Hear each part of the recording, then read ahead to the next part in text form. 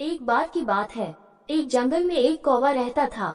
वो बहुत ही खुश था क्योंकि उसकी ज्यादा इच्छाएं नहीं थीं। वो अपनी जिंदगी से संतुष्ट था। लेकिन एक बार उसने जंगल में एक हंस को देख लिया और उसे देखते ही सोचने लगा कि ये प्राणी कितना सुंदर है। ऐसा प्राणी तो मैंने पहले कभी नहीं देखा। इतना साफ और सफेद, यह तो इस जंगल में औरों से बहुत सफेद और सुंदर है, इसलिए यह तो बहुत खुश रहता होगा।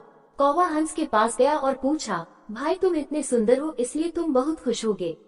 इस पर हंस ने जवाब दिया, हाँ, मैं पहले बहुत खुश रहता था जब तक मैंने तोते को नहीं देखा था। उसे देखने के बाद से लगता है कि तोता धरती का सबसे सुंदर प्राणी है।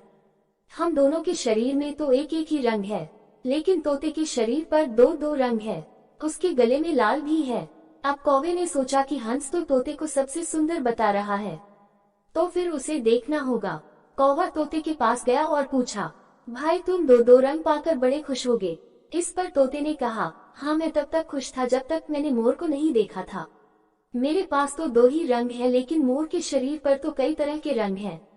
अब कौवे ने सोचा, सबसे ज्यादा खुश कौन है, यह तो मैं पता करके ही रहूंगा, इसलिए अब मोर से मिलना ही पड़ेगा।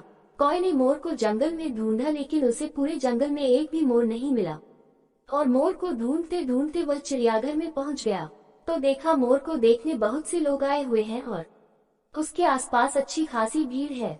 सब लोगों के जाने के बाद कौवे ने मोर से पूछा, भाई तुम दुनिया के सबसे सुंदर जीव हो और रंग बिरंगे हो, तुम्हारे साथ लोग फोटो खींचवा रहे थे, तुम्हें तो बहुत अच्छा लगता होगा और तुम तो दुनिया के सबसे खुश जीव होगे।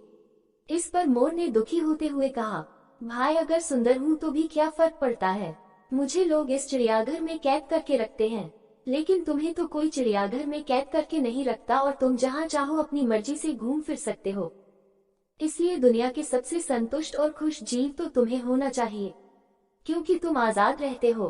कौवा हैरान रह गया, क्योंकि आज उसके जीवन की अहमियत कोई दूसरा बता गया। ऐसा ही हम लोग भी करते हैं। हम अपनी खुशियों और गुणों की तुलना दूसरों से करते हैं, ऐसे लोगों से जिनका रहन सहन का माहौल हमसे बिल्कुल अलग होता है। हमारी जिंदगी में बहुत सारी ऐसी चीजें होती हैं जो केवल हमारे पास हैं, लेकिन हम उसकी अहमियत समझकर खुश नहीं होते। लेकिन दूसरों की छोटी खुशी भी हमें बड़ी लगती है, जबकि हम अपनी बड़ी खुशियों को नजरअंदाज कर देते हैं।